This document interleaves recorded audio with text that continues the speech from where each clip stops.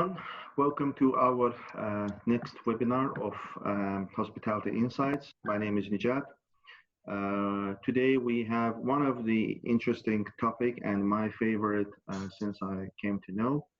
It calls 7 Habits of the Highly Effective People. You may hear it under a different name, but everybody knows it under the name of 7 Habits. This program, this course, this book as well, had been made by a person called Stephen Covey. You can search him on the online. I would like to give you a little bit information about the Stephen Covey, as this company, after establishing this course, had been made it as a company and became merged with another company, which today called Franklin Covey. It's a merging acquisition company.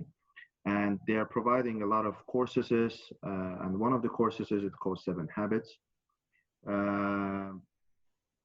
This course is for those individuals who wants to know how to create a habit of yourself.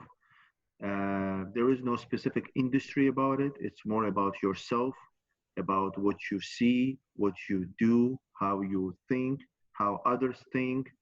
And we hope that it will be a good habit for you as well. Just if you will implement one of the habits in your life, you will see a lot of changes which personally and professionally will impact in your life. As you know, this course also is very demanded at the moment, and it's paid course. And our aim is to make sure that this will be unpaid. So we will be online on the Facebook, and later on we will post it in the YouTube for those who couldn't able to see this program. Today, this course will be conducted by Imran Maken. He is the Learning and Development Manager at the Sofitel de Palm. He will be our guest speaker for today. We would love to give you a little bit housekeeping notes, as we will record and we'll share it later on. The duration will be a little bit more, just for you to understand that this course normally takes for 2 days, 2 full days from 9 a.m. to 6 p.m. We will try to minimize it in 1 hour and a half. Try to be relaxed, have a tea or coffee and just listen to it. Any technical issues, please use the chat panel. Your questions or inquiries, you can use the chat panel. Kindly to put your microphone on the mute, and we'll be live on the social media. Please don't forget to subscribe to our social media channels on Facebook, Instagram, YouTube, and LinkedIn. Imran, all yours. Thank you very much, sir. Thank you. Thank you.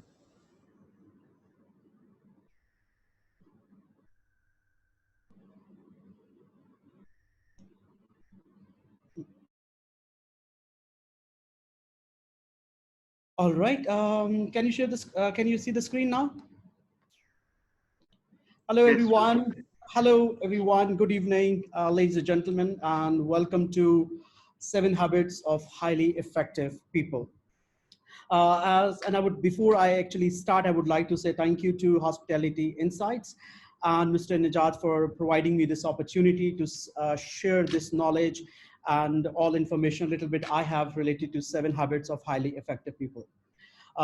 Introduction is already given to you about me. I'm L&D manager at Sofitel de Palm. And and as Mr. Nijat mentioned, that in property, we conduct this session for 2 days or 3 full days. So you can imagine the content of the training. But I have tried my best to summarize the content for you, but I'm sure you will have at least the basic knowledge and information that you can actually apply in your life. All right, so before we begin, I want to ask you a very basic question to all of you, that if I ask you today, what would you like to achieve in your life, what would you say? All right, think about it. And I'm sure some of you might say you want to have an ideal job, right? Fair enough, you can say that. or a great relationship you want to have in your life. You want to improve your relationships. Some personal goals you would like to achieve in your personal life and professional life as well. And one moment. Some of you might discuss about the contribution you want to make in your life. So these are some of the things you might want to do in your life, right? And of course, all of us, we have our own idea of what we want to have in life, or what kind of great life we want to have. So these are some of just few examples, I just wanted to share with you, because these are few of the common things we all want to have in our life. So 7 Habits of Highly Effective People is all about how to achieve what we really want to achieve in life by establishing the habits of effectiveness. So all those points which you have mentioned, or which you have in your mind, what you want to achieve in your personal and professional life. So 7 Habits is a wonderful tool which actually can help you to achieve those goals in your life. Dr. Stephen Covey is the author of 7 Habits of Highly Effective People, and he knew the principles he was sharing were timeless, and these principles are more relevant today than ever before, and particularly in the critical time period we are all going through. So these principles are everlasting. It's not for 1 decade or 2 decades. These are timeless principles, and you can have these principles, you can apply these principles throughout your life, and you can achieve your goals. The ultimate test, ladies and gentlemen, the ultimate test of our success in life is our ability to achieve the things that are most important to us.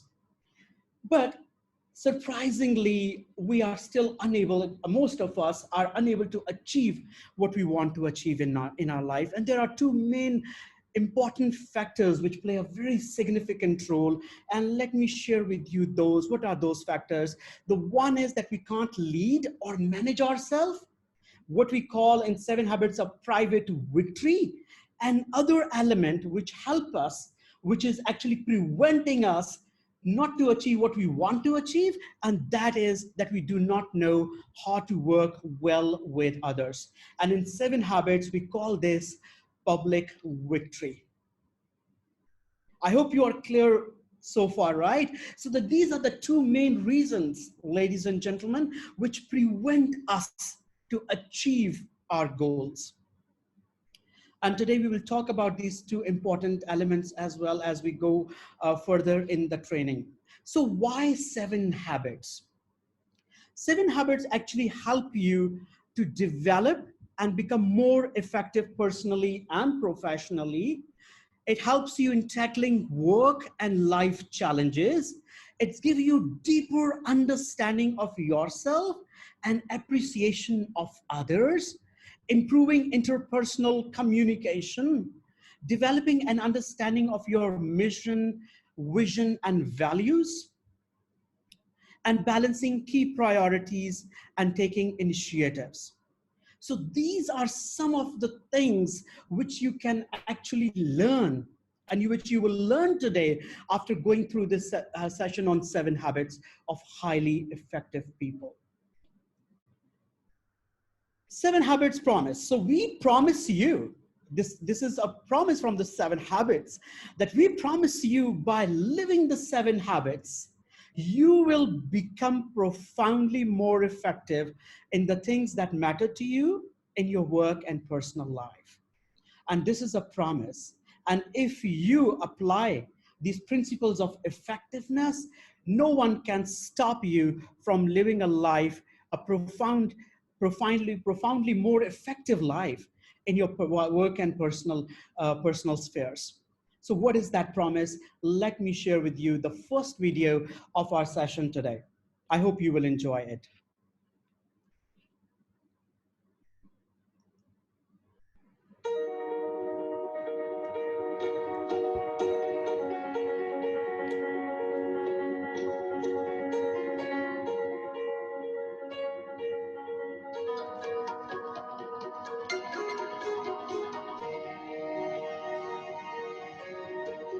Habits are powerful forces in our lives. They determine our level of effectiveness or ineffectiveness.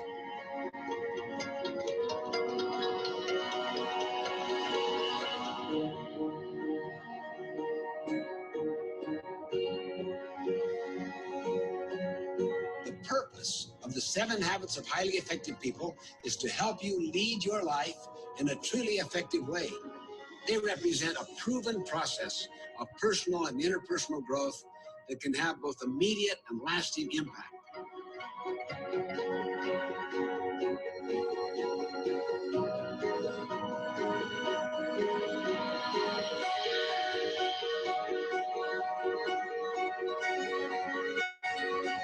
I'm asked fairly often, are the 7 Habits of Highly Effective People as relevant today as when you first wrote about them? My answer, the greater the change, the more difficult the challenges, the more relevant the habits become. Why? Because they are based on principles of effectiveness that endure.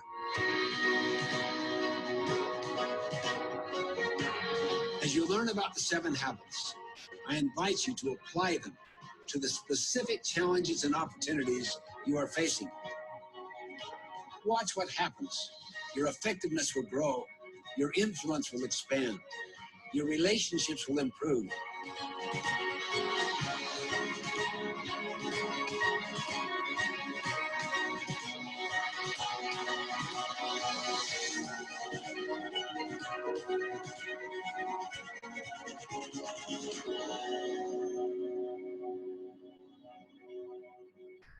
Perfect. I hope you have enjoyed the video. So as mentioned in the video by Dr. Stephen Covey, if you apply these principles in your life, if you live these principles in your life, no one can stop you from achieving your goals in your personal life and your professional life. Moving forward, ladies and gentlemen, paradigms and principles of effectiveness. So before we dive into learning 7 habits, there are some fundamental concepts which you need to learn, which all of us need to learn before we dive into the 7 habits. So what are the paradigms and what are principles of effectiveness? Actually, this journey started in 1970 when Dr. Stephen Covey was doing his doctorate research for his PhD when he was studying at Howard University. So he actually studied the literature of almost 200 years. He wanted to study the principles of effectiveness. He wanted to study why people who are successful, why they are successful, what are some of the common attributes, what are some of the common traits in them. So he actually studied the literature of 200 years. I have an amazing video to share with you, which will give you a wonderful idea and a better idea what are the principles of effectiveness. Enjoy this video again.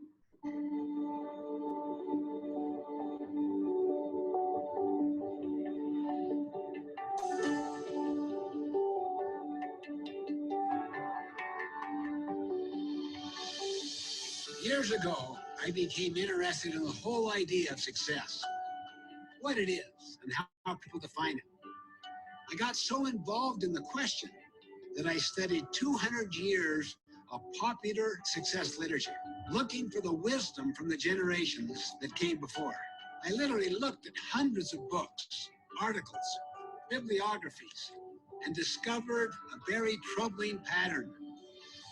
For the first 150 years, the literature focused almost entirely on character, on what we might call the character ethic, on how to develop attributes such as integrity, fidelity, courage, compassion, contribution, responsibility, justice.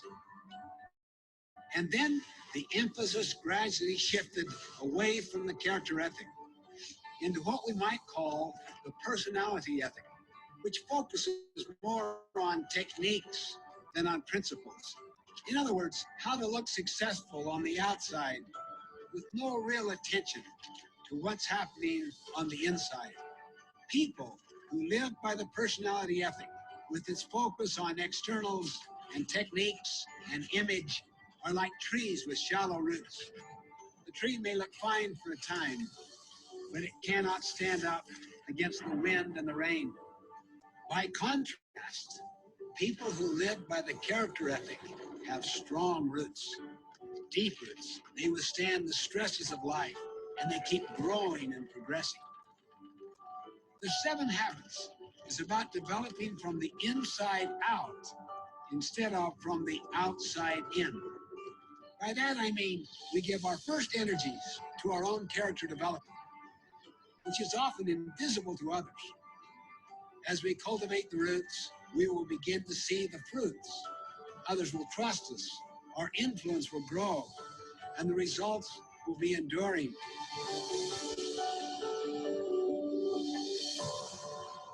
Yeah, so such a beautiful way, in such a beautiful way, the character ethics and personality ethics are defined. So as mentioned in the video, which is, you have just seen it, literature of last 150 years was more focused on the character ethics.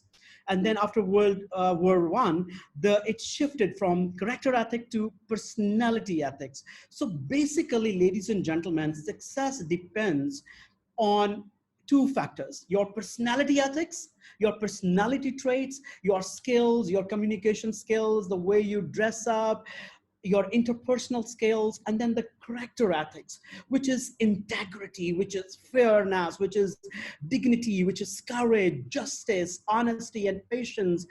This is, and here one thing very important to understand, that we are not trying to say like personality ethics is not important.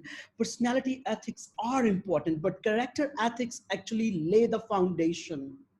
It is, if your character ethics are strong, your success in every area of your life will be long lasting, because your roots are very, very strong. So that's why our main focus should be on the character ethic, which we call it primary importance.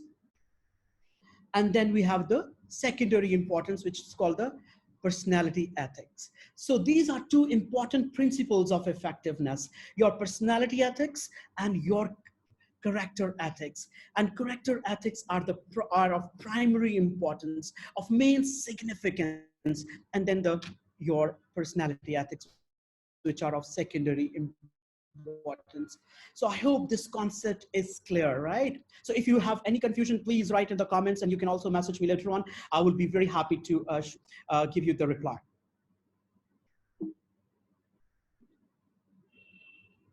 All right, ladies and gentlemen. So now we are very slowly and gradually moving to the habits. So habit 1, 2, and 3 deal with self-mastery, or the private victories.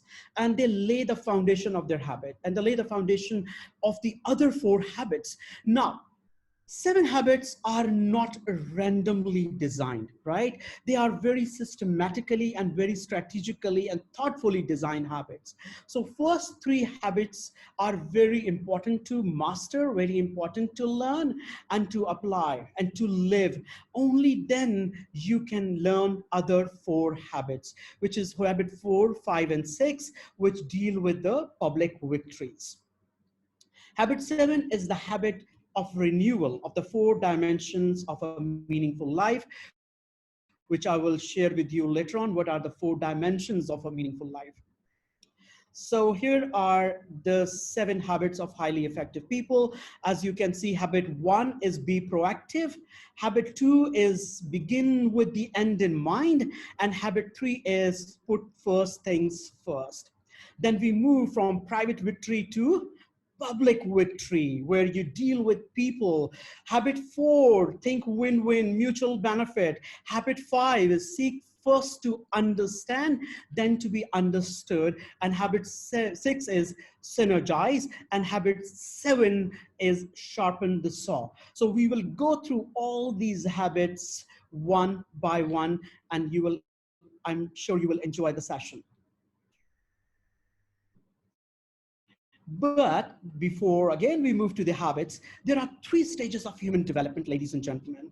The first stage of human development is dependence. Dependence is where everyone starts in life, where you depend on other people. That is the very basic, that is from where we start our life. Then we move one step ahead, and that is called independence. So when you learn the first three habits, habit 1, be proactive. Habit 2, begin with the end in mind. Habit 3, put first things first. When you master these 3 habits, you are good to go to the next stage, which is called interdependence. So after learning these 3 habits, you become an independent person. And through personal development, you become more independent and you take responsibility of yourself. How important is that? You see, so once you learn the 3 habits and you earn the private victory, you achieve the private victory, then you can move to the public victory. And by learning the last 4 habits, which is win-win, seek first to understand, habit 6, which is synergize, and sharpen the saw, which is habit 7. So interdependence is the stage where you embrace the idea of working and collaborating with others to achieve the best results. And life is all about interdependence, ladies and gentlemen. You can't live life totally independently. It has to be interdependence if you want to be successful in life. And that's the reason we are here today, to share with you 7 habits. Let me share with you a beautiful video on 7 habits. It's a small brief on the 7 habits.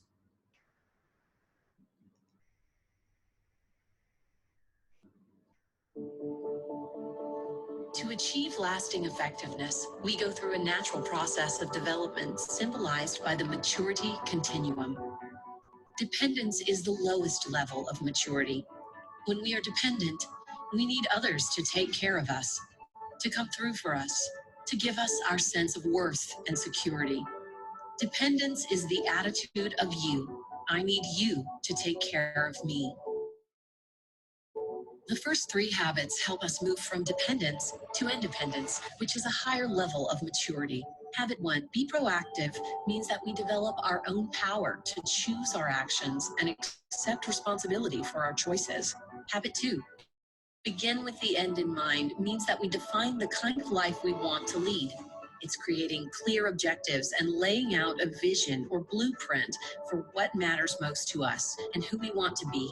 Habit 3, put first things first, is where we plan and accomplish our goals so that our lives reflect the vision we have for ourselves. Learning and regularly practicing these first 3 habits helps us to win the victory over self, attaining what we call the private victory. Where dependence is the attitude of you are responsible for me. Independence is the attitude of I am responsible for myself. I can choose my future and make it happen. To be highly effective, there is another level of maturity, interdependence, which is the attitude of we. It's where we work together creatively with others to achieve far more than any one of us could accomplish on our own.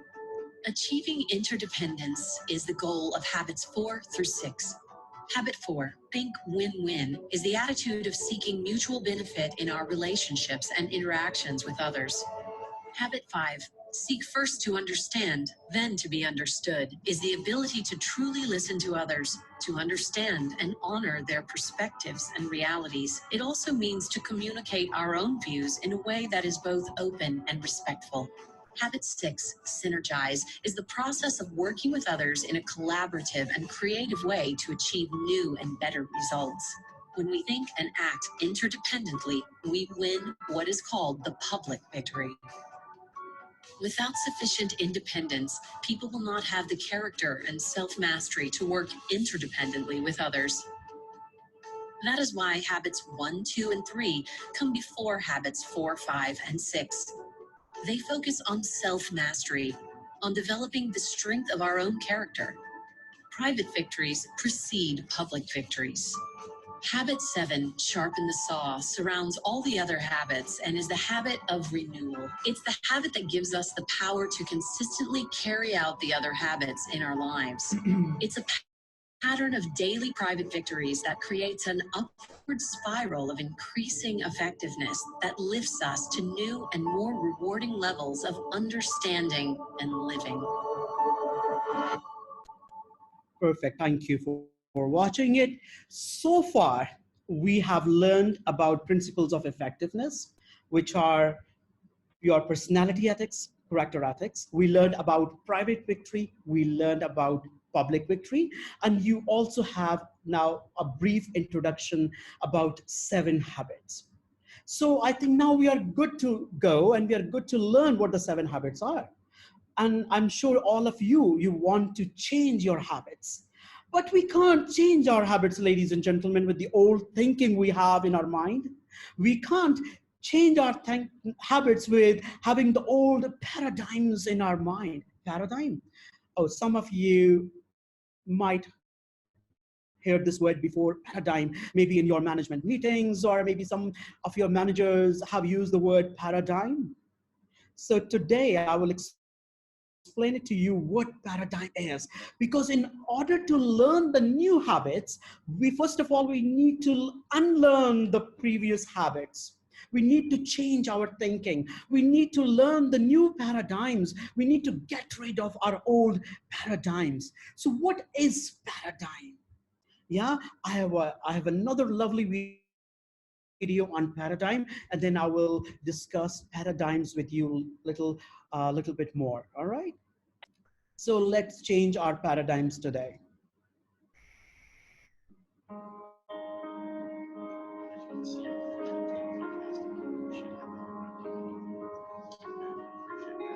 So much of what we do in our personal lives and at the office is the result of the paradigms we hold. And what we do, in turn, affects the results we get. Thanks for coming to the meeting today, everyone. The word paradigm comes from the Greek root paradigma, meaning pattern, the pattern we expect to see, or the mental image of the way things are.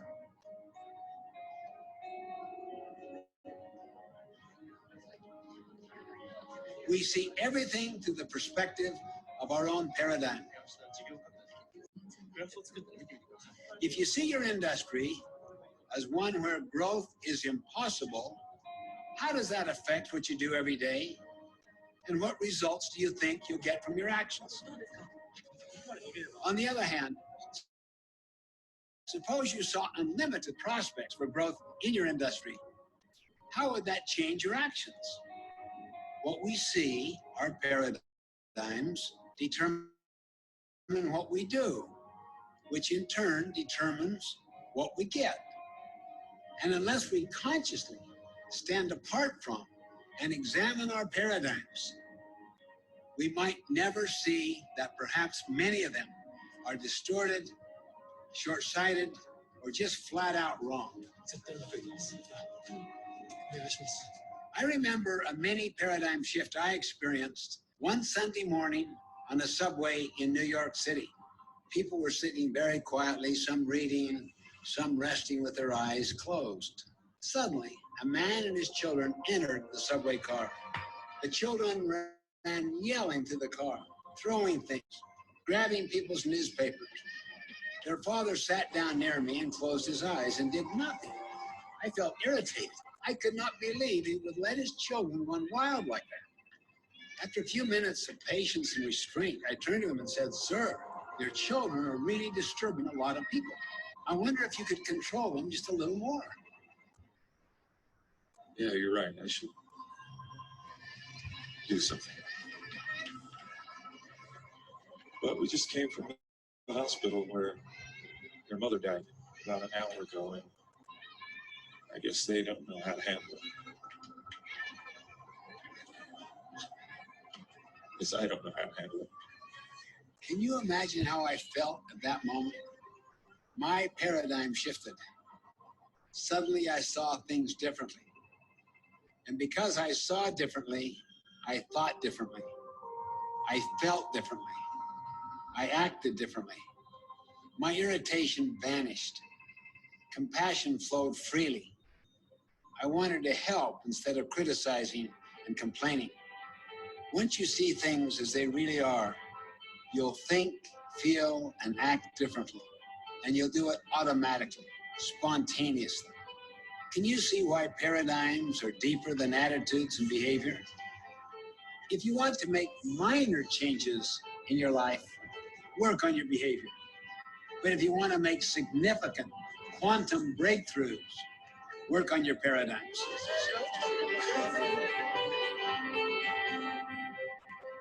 Wonderful. So this is what paradigm is. Let me share with you my personal example, like when I had a paradigm shift. I was conducting one of our training session at a property. It was the induction program orientation for the new joiners, and we conducted for 3 days. And one of the participants in my session, she was actually on the phone for continuously for 3 days. And being trainer, I was really kind of anxious, and I was kind of frustrated. Why? Like, I'm coming here with all the preparation and with all the information. I want them to learn something, and this lady, she is constantly over the phone for the last 3 days. I really pissed off, and I was really upset. So after 3 days, and she was the new joiner, so I didn't want to say her anything because, so she doesn't get motivated because she was new in the country. Then obviously English was not her first language. So I keep all these things in consideration. So when the training was finished, I called her manager and I spoke to her like, this lady, I think you have hired the wrong person. She is non-serious, and she wasn't paying any attention. All 3 days she was on the phone. Ladies and gentlemen, what happened? Her manager, she asked me, Mr. Imran, can you please give me some time and I will get back to you? I said, yeah, please, most welcome. You can speak to her and then get back to me. So guess what happened? When she came back to me, the manager, and she told me that since her English is not good, so for the last 3 days, whatever you were saying, she was on Google Translator. So she was translating everything in her own language. So that is how my paradigm changed that day. Like, because in a trainings, obviously you have people from different background, different educational background. So that day my paradigm changed. I had a paradigm shift. So this is how we get paradigm change in our life based on certain incidents. And as Dr. Stephen Covey, he mentioned a wonderful example, what happened with him in the subway. So paradigms are, ladies and gentlemen, is the mental map we create in our mind, the mental image or of the things, of the situation, mental image of the people we create in our own mind based on our own experiences and background. So paradigm is the way we see and understand the world around us. So paradigm is basically the mental image. And most of the time, those mental images which we have created in our mind are not the correct one. Yeah. Because all of us think we see the world as it is. In fact, we see the world as we are, and we never question it. We never question it. So this is how we create the mental images in our mind. So if you want to learn the new habits, if you want to unlearn your previous habits, you need to change your paradigm today. You need to think about things in a different way, in a better way. You need to change the mental images you have created in your mind about people, about situations, about things, probably about your organization. So this is what we call it, paradigm shift. You need to come up with new thoughts and new maps in your mind. Yeah. And most of the time, honestly, we do not question whatever we are thinking, whatever kind of perceptions we have.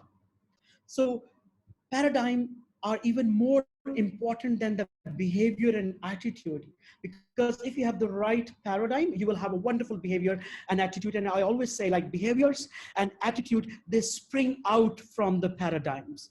So make sure you have a right paradigm, you have the correct paradigm. All right. So all the significant breakthroughs were break with old way of thinking. So if you want to achieve something in your life, if you want to learn a new habit today, you need to change your old way of thinking. Paradigm shift, yeah? So paradigms are the way we see, understand, and interpret the world, our mental map. Now, it could be the correct one, it could be the wrong, it could be the wrong one. So you need to question your paradigms. You need to question your paradigms consciously. Am I thinking the right way? Have I created the right mental map about that person or about that situation? Always question it. So when you question it, obviously then you will be in a better position to improve those mental maps you have created in your mind. I hope things are clear so far, ladies and gentlemen. Yeah. So far we have discussed, quick recap, yeah? So far we have discussed the principles of effectiveness, personality ethic, and the character ethic. We have discussed stages of human development, dependence, independence, and interdependence. We have discussed private victory and public victory. We have also discussed paradigm and how to have a paradigm shift. So these are some of the areas which we have discussed, which is important to understand these concepts and these ideas before actually we learn about the 7 habits. All right, so far so good? Yeah, please do share your feedback. And if you think I'm moving so fast, please do let me know. Actually, you know, the content is so much that I have to be a little fast as well. Good, perfect. Moving first, ladies and gentlemen, we are going to the first habit, habit 1, which is be proactive. So what is proactive? Habit 1 is called be proactive, which is habit of personal responsibility. Be proactive. Habit number 1, the habit of personal responsibility. And the underlying principle of habit 1 is individuals are responsible for their own choices and the freedom to choose. So all of us, you, myself, everyone, we have the freedom to choose. We are responsible for our own choices. And this trait and this attribute is only given to human being on this planet. No other creature on this earth have this attribute, freedom to choose. It's only the human being, or in Urdu or Arabic, we call it Ashraful Makhlukat. We have this attribute, freedom to choose. So this is the underlying principle of habit 1, be proactive, personal responsibility. So what is the common paradigm? The common paradigm, usually people who are not proactive, usually their common paradigm is, oh, this is just the way things are. I can't do much about it. This is how it is. It will never change. So this is what kind of a common paradigm is. I'm sure you have heard such paradigms and in your workplace or in your personal lives as well. You know, this is how the things are. It will never change. You know, this pandemic, it will never go away. The world economy will never improve. These are some of the common paradigms. So what is the highly effective paradigm? I am free to choose and I'm ultimately responsible for my happiness. So this is the highly effective paradigm. I am free to choose and I'm ultimately responsible for my happiness. All right, so this is the common paradigm and highly effective paradigm. So for every habit, I will share with you the common paradigm and the highly effective paradigm. Yeah? So in easy words, maybe you can put it like a bad paradigm or a bad mental map or the wonderful mental map. Yeah. What are the common practices? So people who are not proactive, obviously in English, we call them reactive people. So what they do, they react based on moods, feelings and circumstances. If they're happy, they will act with you in a very happy way. If their mood is good, they will be very nice. If the circumstances are good, they will be very nice. So they are totally based, their moods, their feelings, their reaction is based on moods, feelings, and circumstances. You find them always in a victim mood. You know what? No matter how good I do, I will never get the appreciation. You know what? My boss, he never appreciates me. You know what? My performance appraisal is never good. My boss doesn't like me. So this is kind of common practice of people who are reactive, people who are not proactive. They use the victim language. They waste time and energy on things they can't control.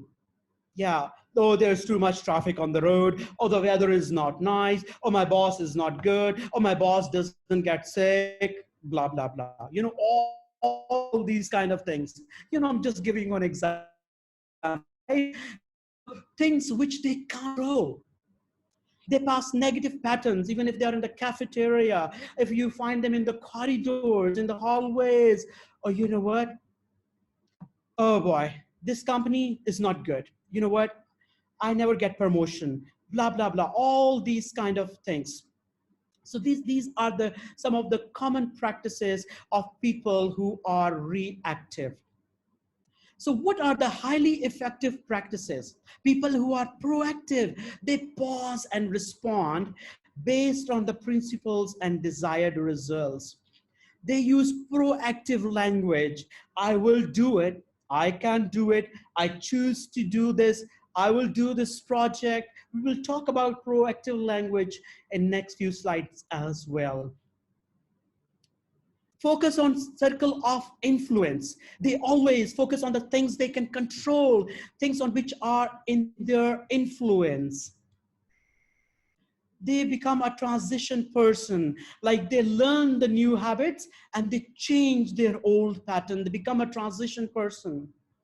They can subordinate feelings to values. So ladies and gentlemen, these are some of the common practices and highly effective practices. So common practices are usually practiced by the people who are reactive, people who are not proactive. And then you have on the other side, you have the highly effective practices of people who are proactive.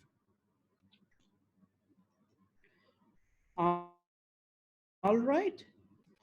So how many of you feel happy and good when people treat you well? Maybe most of us, if people treat you well, you will be happy. And if people treat you bad, you will be in a very bad mood. And you will tell 100 other people, oh, today it was such a horrible day.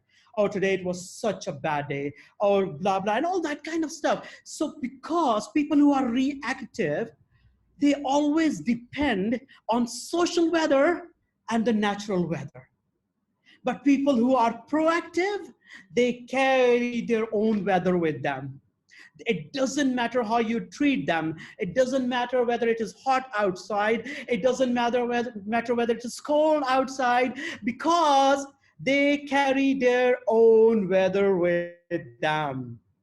So this is one of the attribute and the quality of people who are proactive. So all of you, I want to suggest you to carry your own weather. No, do not worry about the social weather or the natural weather outside. No one can hurt you without your consent. This is so true. No one can hurt you without your consent. So what is again proactivity? Proactivity is that you and I have the capacity to choose our response to any signals or information we receive. Whatever happens to you, no matter somebody said you a bad thing, or you are not promoted, or whatever the circumstances are, you and I have the capacity, ability to choose our response to any signals or information we receive. And as I said before, this quality is only given to human beings. No other creature on this planet Earth have this attribute.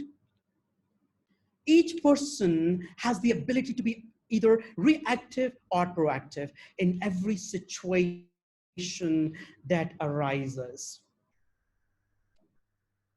This is the true meaning of responsibility, the ability to choose our response. So I hope by now the concept of proactivity and reactivity is clear now, right? So proactive is when you take responsibility, when you decide, when you have the freedom to choose, when you before you respond to any situation. And reactivity is, and being reactive is when you just respond to any situation.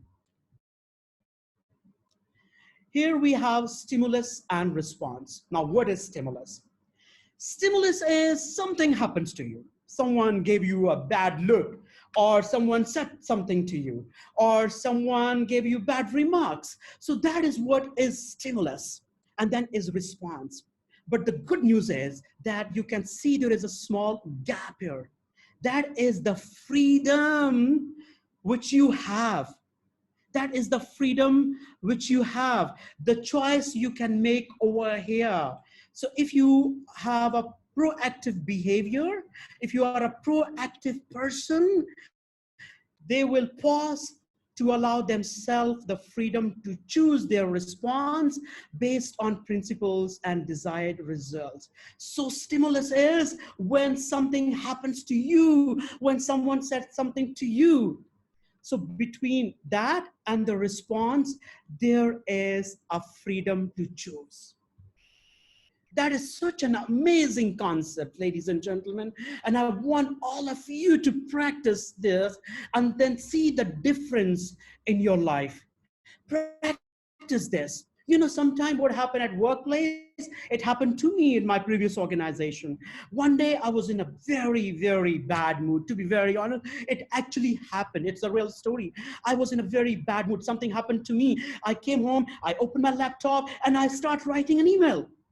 My wife, she was sitting next to me. She was asking me, Imran, wait, don't do that. You are angry. Don't do that. Please wait, cool down. No, I didn't do that. And I right away and I email it and I CC to 10, 20 other people in the management. And guess what? You can understand the consequences. So that is a perfect example of being reactive. Because at that time, I was not familiar with this concept that I have a freedom to choose based on 4 human unique gifts: self-awareness, imagination, conscience, and independent will. So what is self-awareness? In easy words, the ability to control your thoughts. And we all have this, right? Imagination, the ability to mentally create new reality. Your conscious and inner awareness of right and wrong. And then independent will, the freedom to act on thoughts. So these are the 4 human unique gifts. So based on that, you can respond. So this is what stimulus and response is, that you have a freedom to choose. So whenever you are in a bad mood, do not reply.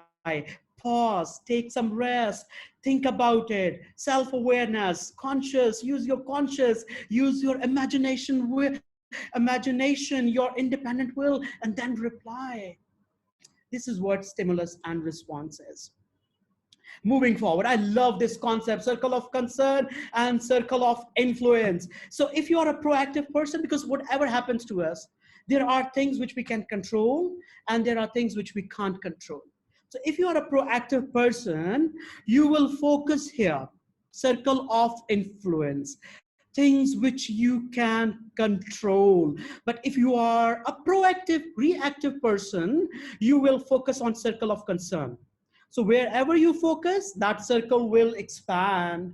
That's your choice now, right? That's your choice. So if you are a proactive person, please focus on things you can control. Now, what is that? Some examples of circle of concern is natural disaster, pandemic, political views. For example, if you are on the road and there is a crazy, crazy traffic, I'm just giving you a small example. Will you be able to control the traffic? Of course not. But if you are a driver like me and you are driving in a Pakistan, or if you are driving in India, obviously you will be like, oh my God, you know, you will giving all your anger. What happening? You are spoiling your own health. Because that is, for me, that is my circle of concern. I can't control the traffic on the road. But what can I do? I can focus on circle of influence, because I can control my driving skill. I can control my attitude. You can have, so if you are a proactive person, if you want to be a proactive person, I highly recommend and suggest you do not worry about circle of concern, about what other people think about you, about their political views, about traffic on the road, pandemic, natural disaster, weather, because you can't do anything about it. But definitely you can work on your workout routine, about your health, about your work. You can read new books, you can learn new skills, you can work on your attitude, because that is your circle of influence, things which you can control. So ladies and gentlemen, this is called circle of influence and circle of concern. I hope it is clear. Moving forward, the language, as I mentioned earlier. So reactive people, you can always see if from their language as well. They will always have a language like this. I can't do this. It is not my fault. I have to go to work. I have to go to work. Hello. I'm sure you have seen many people like this. We have no other choice. They won't let me. There is nothing we can do. So this is the language of the reactive people. But people who are proactive, you will see they have entirely different language. I choose to do this. Let's look at all other options. I will get this project done. Oh, there must be something we can do about it. I can do it for sure. I'm sorry this happened, but let me do it for you. No worries. So this is the language of the proactive people, or proactive language. All right. So quickly recap the habit 1 and highly effective practices. Pause and respond based on principles and desired results. Use proactive language. Focus your circle of influence and become a transition person. What is transition person? Someone who breaks unhealthy, harmful, abusive, and replaces them with proactive, helpful, effective behavior. Then, like when you unlearn your previous habits, you learn the new habits and you become a transition person. So ladies and gentlemen, this was the habit 1, which is be proactive, habit of personal responsibility. All right, shall we go to habit number 2 now? Begin with the end in mind. Habit 2, begin with the end in mind. So habit 1 was be proactive. Habit 2 is begin with the end in mind. Underlying principle of habit 2 is mental creation precedes physical creation. So there are always 2 creations, mental creation and physical creation. Second principle of habit number 2, begin with the end in mind, is if you fail to plan, then plan to fail. Begin with the end in mind. I have a small video I'm going to share with you, and then we will discuss this further. Habit 2 is based on the principle that all things are created twice. There is a mental or first creation and a physical or second creation. The first creation comes from your imagination, your conscience, and your self-awareness. The second creation is making the first creation a reality and is based on your willpower. The physical creation follows the mental, just as a building follows a blueprint. Without a clear vision or blueprint, it's incredibly easy to get caught up in the busyness of life. It is possible to be busy, very busy, without being very effective. Applying habit 2 means beginning each day, task, or project with a clear vision of your desired outcomes and destination. Even a meeting. Where do you want to end up? What are the outcomes? What about the feeling of the meeting and the commitment to move forward?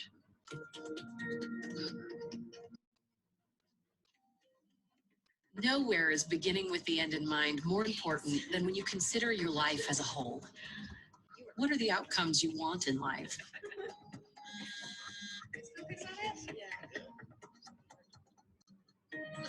The most effective way to incorporate habit 2 into your life is to develop a personal mission statement.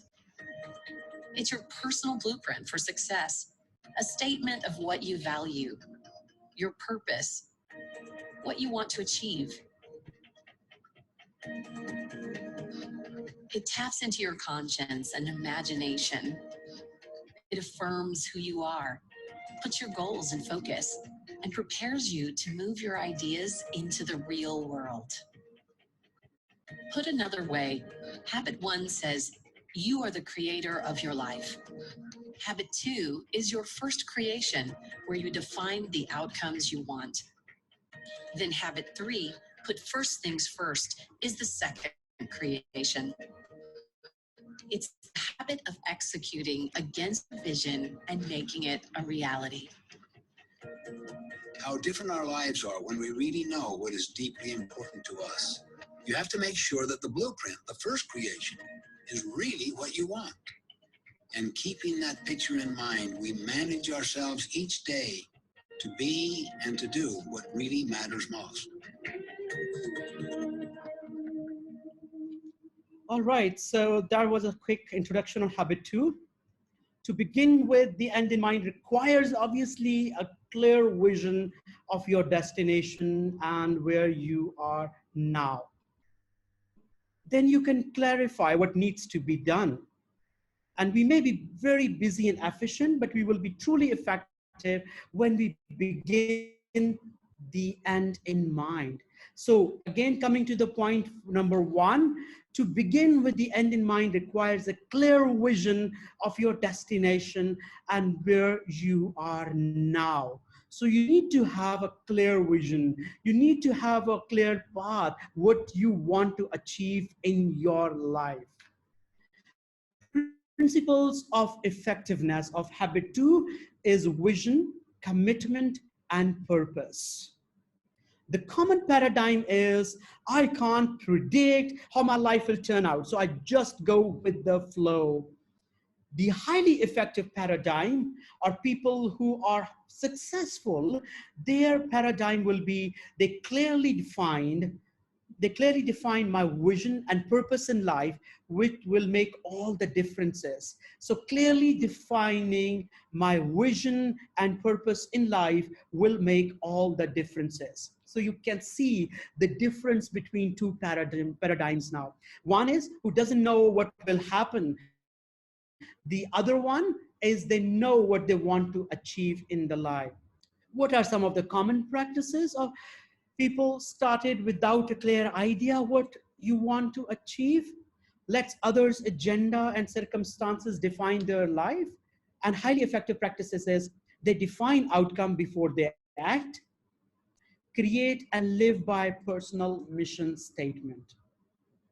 So these are the common practices and highly effective practices. There are people who have no idea what they want to achieve in life. Even they have no idea if they are going for a meeting, they have no idea what they want to achieve in their meeting as well. And people who are highly effective, they define the outcomes before they act. They create and live by a personal mission statement. Let me ask you a quick questions now. So do you begin with the end in mind when beginning a meeting? Maybe yes or no. I have attended so many meetings, to be very honest, where people had no meeting agenda. They just call you on the WhatsApp, please come to the meeting in a meeting room, and then there is no meeting agenda because they have no idea what they want to achieve. When planning a project, you need to know, make sure what you want to achieve from this project. What about when you enter a critical conversation with a colleague? And it happens if you have a critical conversation with your colleague, maybe with a boss, always make sure before entering into the conversation what you want to achieve. Always begin with the end in mind, whatever task you want to do. And this is a habit too, and all successful people, they religiously follow this habit. They always make sure they have the goal in their mind. And the good way is that you always create your own mission statement. And a good mission statement will encourage you to think about your life, clarifies what is important to you and your deepest values, gives you direction, enables you to monitor your progress, addresses the most important aspects of your life, helps avoid failures. So if you haven't written a mission statement, please make one mission statement for you. I'll share with you a very quick example. Again, one of my colleagues at Sofitel, and I will use his name here. His name is Irtaza, a young gentleman from Pakistan. He joined Sofitel without any prior experience in the hospitality industry. He ended up finding a job in our F&B department, an amazing young guy, but he has some attributes and very good qualities. So obviously, he attended my couple of training sessions, and then there was sort of a professional relationship. So he started coming, visiting my office. So one day I asked him, he completed his probation period, he completed his 1 year.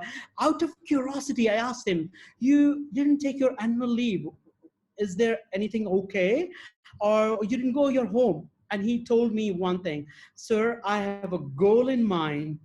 From F&B, I want to be in the front office. I want to be at the reception. And ladies and gentlemen, I was so impressed that day from that gentleman. He actually, then he made an effort because he was clear in his mind. His end in mind was clear. So he took all the necessary trainings and he ended up getting a job at our front desk. Such an amazing example of begin with and in mind. So whatever you do, whatever your career is, please have a good mission statement and make sure what you want to achieve in that career. If you do not know what you want to achieve, you will spend 10 years in that organization at the same position. It happens to many, many people because they were not clear what they want to achieve, because end in mind was not clear. They were not proactive. All right, so I hope the things are getting clear. Perfect. Perfect. So a good mission statement is something a mission statement is not something that you write overnight. Obviously, it will require careful thoughts and many hours of introspection to produce. It needs to be rewritten and reviewed regularly to take into account the changing circumstances. So make your mission statement ready and then also review it after a few days or few months or few weeks. See if you are following your mission statement. It's a very good tool to help you. Small activity I'm giving you, maybe you can do it after a webinar. Identify people who have influenced you and what you admire about them.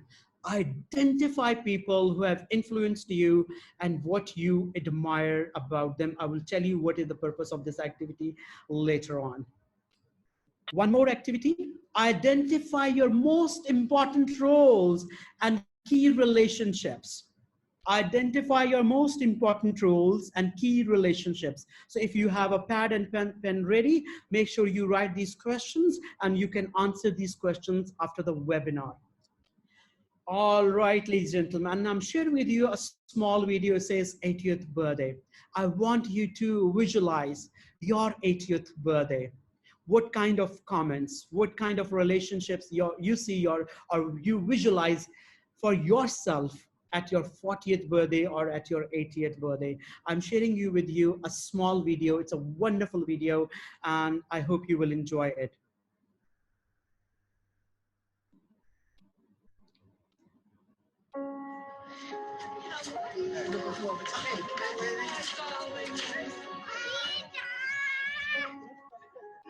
In your mind's eye, picture your 80th birthday. Picture the faces of your friends and family as they come to wish you well. All these people have come to honor you, to express their feelings, to toast a life well spent. 69, 70.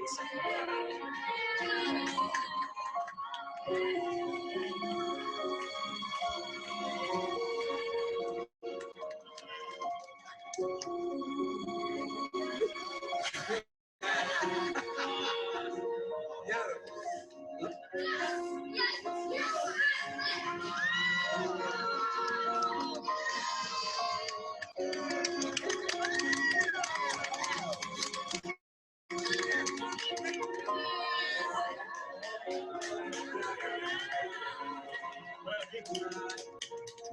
you're the person being honored, the subject of the speeches. What would you like the speaker to say about you, your life? What would you like them to say about your character and contributions? What achievements would you want them to remember? What impact would you like to have made in their lives? Thank you so much for always being there for me and supporting me no matter what I did. Paciência com as minhas travessuras, que hoje, essas crianças, né, eu vou passar todo ensinamento seu para os meus filhos. Obrigado. This is my beloved husband, whom I have loved for at least 17 years, even though we've been married 16 years. We met in elementary school and it was love at first sight. And so 思い起こすとね、やっぱり親父の後ろ姿いつもここまでやって、それに励まされて今があるな、そういうふうに思います。ありがとう。誕生日おめでとう。みんなからね。Start living today with that picture of your own 80th birthday party clearly in mind. In that picture, you will find your definition of true success. I have found that it is extremely helpful to write down what you truly desire inside a personal mission statement. In that written mission statement, you clarify for yourself what ends you serve, what you want to be, your character, what you want to do with your life, your contributions and achievements. Your mission statement is like a personal constitution. It's the basis for making major life-directing decisions, as well as smaller daily choices in the midst of all of the ups and downs of life. Mission statements come in all forms and shapes. It doesn't matter what form it's in, as long as it uniquely expresses you. Some come in the form of a poem or a collage of pictures. Some are long, others might be shorter. A mission statement is not something you write overnight. It may take several rewrites, but you don't let that stop you. Several years ago, I remember thinking deeply about my own mission statement, one that I had developed many, many years before. I was sitting alone on the beach at the end of a bicycle ride. I took out my mission statement and I really thought about it very, very deeply. It took several hours, but at the end, you can't imagine how I felt such a sense of clarity, such a sense of renewed commitment, and such a sense of exhilaration and freedom. Once again, I knew what my life was all about. Viktor Frankl says, we detect rather than invent our missions in life. I like that choice of words. Detect rather than invent. You see, defining our mission really requires thinking through our deepest desires, our dreams, our sense of responsibility, our most intimate and satisfying relationships. Our meaning comes from within, from down deep within ourselves. As the poet Mary Oliver asks, doesn't everything die at last and too soon? Tell me, what is it you plan to do with your one wild and precious life?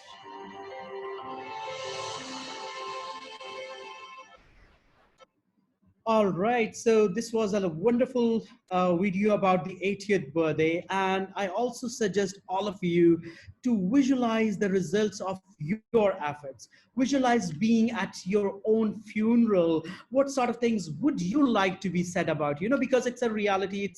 All of us have to leave this world one day, so we need to know what kind of things we want people to say about us.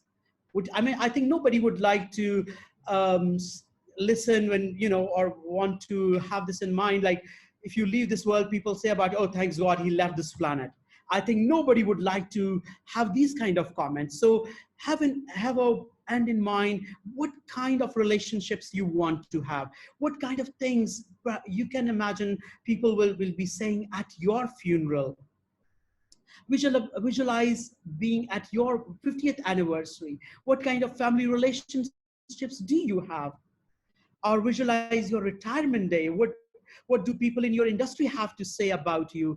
You know, I think it's a you know, very, very important, because you know, I'm sure you have some colleagues when they leave the organization and you miss them. You talk about their work routine, you talk about their good manners, but there are some colleagues when they leave the organization, no one remembers them. It's a wonderful example. So probably because they have and in their mind, they wanted to leave good memories, they wanted to leave good ethics behind. So maybe they are very proactive people. This is again a very good activity. I want you, all of you, to do it and write the tributes. Like if you are a manager, if you are a parent, if you're a sibling, friend, husband and wife, what kind of tribute would you like to hear about yourself? And then work on those tributes. Would you like to hear, if you, for example, if you're a restaurant manager and you want that your team say about you, oh, that manager is a wonderful person, or he is a very proactive manager. He always spend time on our trainings. He always, you know, takes time to sit with us and he understands our problems. So if you want to hear these kind of tributes, then obviously then you will work on these kind of, you will take such action to make sure that you hear these tributes. Similarly, your tributes in other roles as well. All right. So I will skip this small video and maybe I can do it later on. And so make sure, ladies and gentlemen, that you have your mission statement ready. You need to know where you want to achieve, what you want to achieve in life. You know, I'll give you a quick example. Like if you are hiking, if you are climbing and you see the summit, you see the peak, then obviously you know that, oh, I can see the peak, I'm going there, and you can spend another 2 hours. But if it's cloudy and it is foggy and you can't see the summit and you can't see the peak of the mountain, obviously then you will lost somewhere. Similarly, it happens to many professionals. They sit in the same position for 5 years, for 7 years. And then when you ask them after 5 or 7 years, what happened? They will complain about the organization. They will complain about HR department, because that is the common paradigm. Because they had no goals, they have no end in their mind. So they have probably no mission statement. So these are some of the common examples. And if you begin with the end in mind, if you live this example, habit, you can achieve your goal. All right. So visualizing something organizes one's ability to accomplish it. So visualizing something, organizing one's ability to accomplish it. So if you visualize something, you will definitely accomplish it as well. So the first is your mental creation. Create something, know what you want to achieve, and then definitely you will take the physical actions to achieve that goal. Highly effective practices of habit 2 are this: define outcomes before you act, and create and live by a personal mission statement. So these are two very good practices, or highly effective practices of habit to define outcomes before you. Whether you are going for a meeting, whether you are going for vacations with your family, whether you are applying for a position, whether you are going for an interview, always define outcome, what you want to achieve, and create and live by a personal mission statement. So ladies and gentlemen, that was habit 2 from your private victory. All right, so far good, I hope. And now we move to habit 3, which is putting first things first. The habit of personal management. The habit of personal management. Again, this habit is coming from your private victory. Put first things first. self-mastery, your personal development. We are still working on the character building. We learned about habit 1, be proactive. We learned about habit 2, begin with the end in mind. And now we are moving to habit 3, put first things first. And if you live these 3 habits, you will achieve, you will earn the private victory, and this will definitely strengthen your character building. What is the underlying principle of habit 3? Is effectiveness requires balancing roles, activities, and relationships. Effectiveness requires balancing roles, activities, and relationships. Principles of effectiveness of habit 3 is focus, integrity, discipline, and prioritization. These are the principles of effectiveness for habit 3. Focus, integrity, discipline, prioritization. So what is the common paradigm? Common paradigm is, I spend time on what is most urgent. You know, that is the common paradigm. Oh no, it's very urgent task. It was given to me and I spent time on it because that was very, very urgent. So that is the common paradigm. That is the common perception. Highly effective paradigm is, I spend time on what is most important. I spend time on what is most important. That is the highly effective paradigm of habit number 3. Put first things first. Now, what are the common practices? Spending most of your time managing crisis and other people's agenda, it happens, of course.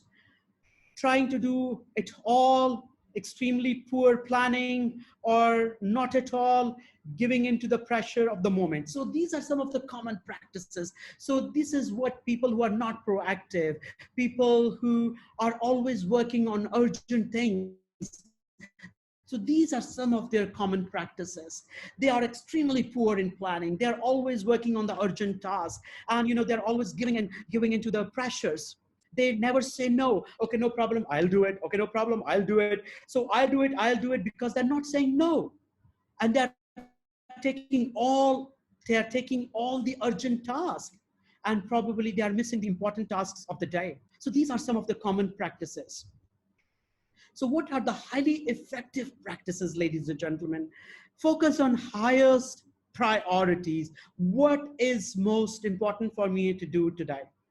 Eliminate the unimportant things, your Facebook, Instagram, Twitter, all that kind of stuff. Planning every week, not daily. Every week, they plan every week.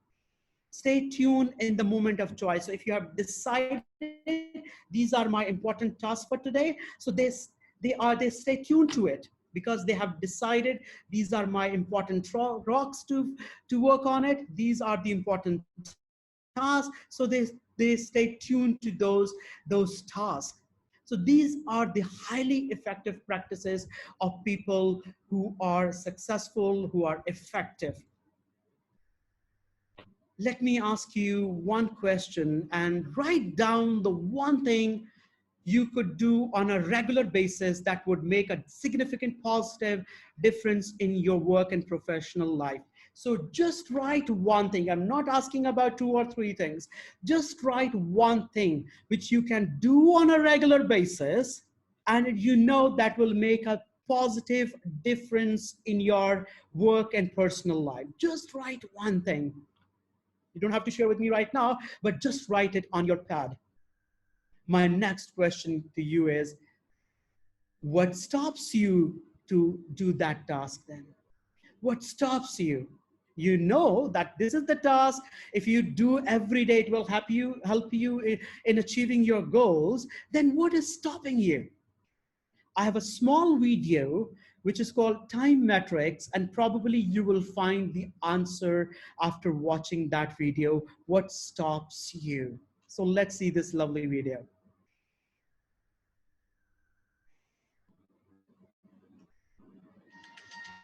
So how do we consistently put first things first to create the results we want in work and in life? It starts with understanding the return on your time and energy, represented by the time matrix. The matrix has 2 axes. The vertical one is importance. The horizontal one is urgency. Together they form 4 quadrants. Quadrant 1 is for things that are both important and urgent. They're things we care about and that must be done now. This is where we find crises, emergency meetings, last-minute deadlines, pressing problems, and unforeseen events. We call this the quadrant of necessity. Time spent here is necessary, but you usually get a return that's equal to or less than the time and energy you spend. If you live here for long, you will burn out. Quadrant 3 is for things that are urgent, but that are not important. These are things that come at us. They're things that we feel like we need to act on because they clamour for our attention. But when we take a closer look, they turn out to be unimportant, low-value activities. This is where we find a lot of needless interruptions, unnecessary reports, and irrelevant meetings. It contains other people's minor issues and is often filled with unimportant email, tasks, phone calls, and so forth. We call this the quadrant of distraction, and it always generates a return that is less than the time and energy you spend. If you spend a lot of time here, you're likely to feel very busy, but ultimately ineffective and unfulfilled. Quadrant 4 is for things that are neither important nor urgent. We really shouldn't be here at all, but we often get so worn out spending time in quadrants 1 and 3 that we go here as a way to escape. This is a place where we shut off our brains and don't do anything of value. Here we find trivial work along with excessive television, gaming, internet surfing, gossip, and other time wasters. We call this the quadrant of waste. Time spent here is unnecessary and generates 0 return. If you spend a lot of time here, you're likely to feel lethargic, ineffective, and unfulfilled. Quadrant 2 is for things that are important, but not urgent. These are things that really matter to your results, but that won't happen unless you act on them. It's the quadrant of effectiveness because it's where you find the things that really make a difference and move you towards your mission, like proactive work, achieving important goals, creative thinking, planning and prevention, relationship building, learning and renewal, as well as true recreation. These things don't come at you. You have to decide to invest your time in quadrant 2. Time spent here always generates a return far greater, often exponentially greater than the time and energy you put into it. To be highly effective, you need to consistently prevent the crises that consume your time and energy in quadrant 1. Minimize the time you spend on the distractions of quadrant 3. Eliminate entirely the time you spend in quadrant 4, and expand the amount of time you invest in quadrant 2. Working and living in quadrant 2 means that you're focused on the things that matter, that change the game, and that have a significant impact on your results. It's a mindset that helps you determine which things are truly the first things that will generate significant value in your work and your life. Perfect. Wonderful. So I hope now you got the answer. The question I asked you, what is one thing which you want to do, but somehow you are unable to do it? And what is stopping you? Probably you have got the answer after watching this video. Maybe you are spending a lot of your time in Q4 or in Q1 or in Q3, right? And maybe you are missing the most important quadrant, which is Q2, which is of effectiveness. So many people ask me, what is important and what is urgent? So in order to clear this concept, I have a small definition for you. Important is an activity is important if you personally find it valuable and if it contributes to your mission and high priority goals. So that task is important. If it is aligned with your mission statement, if it is aligned with your high priority goals, so that task is important for you. What is urgent? Now, urgent is an activity is urgent if you or others feel that it requires an immediate attention. Now, in hospitality industry, for us, sometimes urgent tasks become important as well. Maybe the last minute booking request, or maybe we have a customer or guest came and he booked a meeting room and everybody wants us to all the departments to have a quick meeting about that guest. He is very, very important. He is VIP. For now, that task is urgent and important as well. So it varies from industry and industry as well. But this is the definition of important and urgent. Important task is which aligns with your mission statement and high priority goals. All right. So ladies and gentlemen, coming back to the time matrix, so I highly recommend and suggest you consciously try to spend your time here in Q2. I know most of us, including me, let me admit and confess here, I spend some time or most of my time in Q4 as well. Even many times I make a commitment, I'm not going to do it, but again, after a couple of days, I go back into Q4. So let's make a conscious effort to eliminate Q4. I'm not saying do completely eliminate it, but maybe give a time slot, maybe half an hour, 1 hour is enough for it that you want to check your Facebook, Instagram, but all the time on it, it takes a lot of your important time and you miss your Q2 work, which is more important for your career and goal. So you can always have a self-check.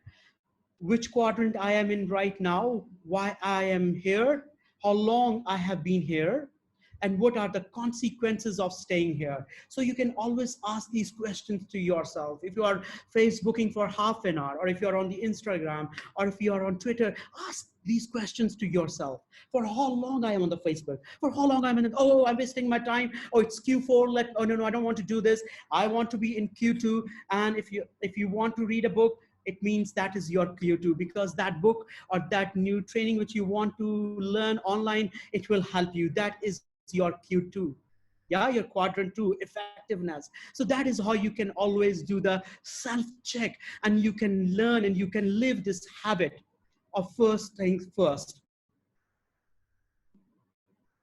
Okay, here is a small video, and then probably, ladies and gentlemen, we will do the next 4 habits, which are for public victory, probably next Friday. My colleagues, they will update you on that, because I think it's important if you do this in 2 parts. So today we will only do the first 3 habits. Be proactive and begin with the end in mind, and first things first. So it will be a wonderful if you just finish these first 3 habits, you can start living it. And then when you come back next week or the following week, we will quickly recap, and then we will do the next 4 habits of public victory. I think that is a wonderful way to learn and live 7 habits. So let me show this your lovely video. I mean, this way most of you will relate with this video as well. It's called Big Rocks. Your name is? Elizabeth. Elizabeth. You have a work life? I do. Family life as well? Mm-hmm. Children? Not yet. Not yet. What's the nature of your work assignment? I direct an international firm. An international firm? Mm-hmm. So you really are interfacing with all kinds of people in the firm and outside the firm. That's right. You want a rich personal life and a rich family life. Do you ever feel like you get bogged down in the thick of thin things? Yes. That might be analogous to all these little, small things that tend to fill our life. And that just little by little, they just accumulate. Now, your job, you can't go above this, is to get all those large rocks in the jar. Good luck.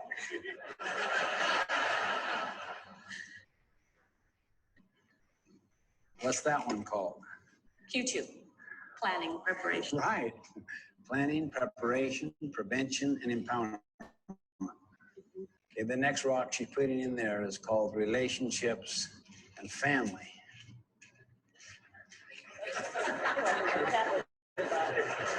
You didn't look at that 3rd rock and put in there. That's employment, some key employment issue, and then you put major projects here. I can't get it above there. I haven't worked it yet. Oh yeah, that's right. Yeah, that's fair. That's called service, community, church.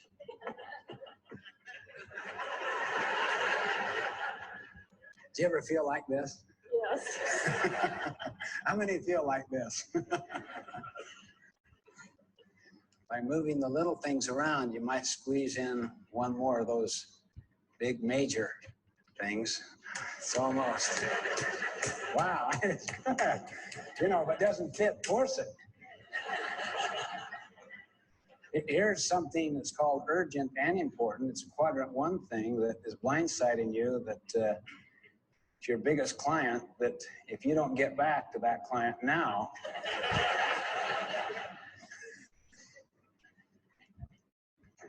you've given up your vacation. And you have no special block of time just for yourself. I'll tell you what you can do if you want to. You can take a whole different approach. You have a totally fresh bowl. You can work out of a different paradigm altogether. Well, then I'd rather put these in the bottom. And then pour the little pebbles on top. Employment. Big opportunity. Big opportunity. Important and urgent. Block of time. Those young children keep looking at me. Glad my husband's not here. No, I dump these in there. Okay.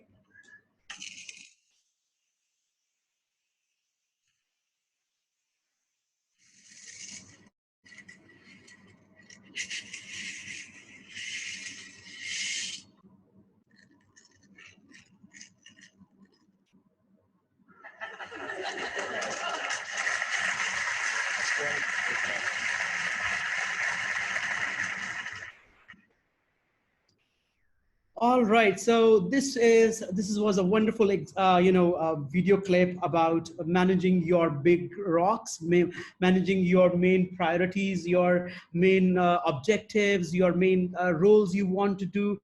It was a wonderful, beautiful video presented by Dr. Stephen Covey. Now, ladies and gentlemen, I want you to review your roles. Organize your life into roles as a father, as a brother, friend, supervisor, son, boss. So all of us, we have different roles which we are doing on daily basis. So you put yourself in different roles and see how much time you are giving to each role, as a father, as a brother, as a manager, as a supervisor, because first things first is not only about scheduling, it is also about effectiveness. And effectiveness requires balancing roles and activities between relationships as well, not just the work related task, also the relationships as well. So review your roles. How much time you're giving to your parents, how much time you're giving to your brothers or your other family members or your colleagues or to yourself as well. So you need to review all these roles as well if you want to live this habit, which is habit number 3, first things first. All right.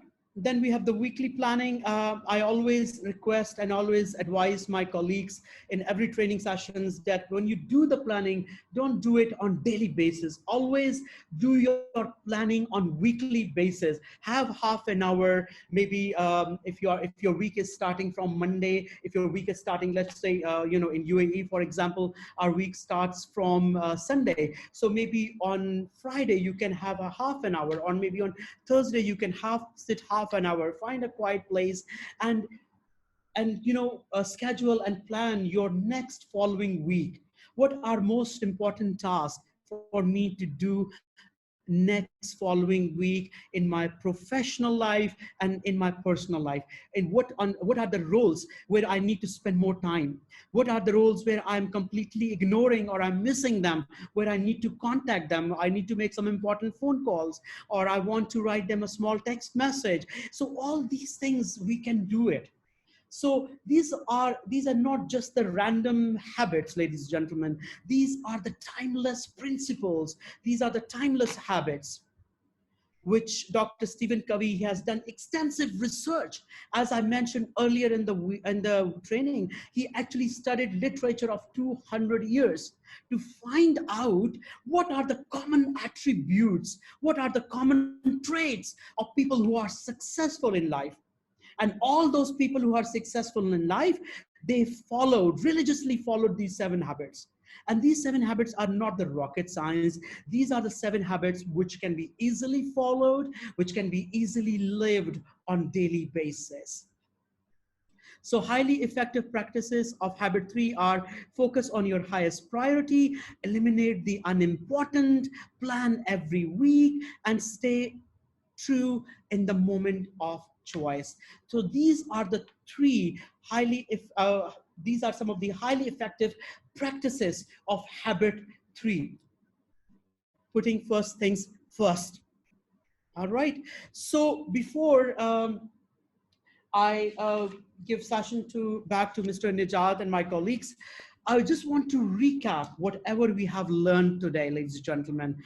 We started our session with a little bit about knowing about Dr. Stephen Covey.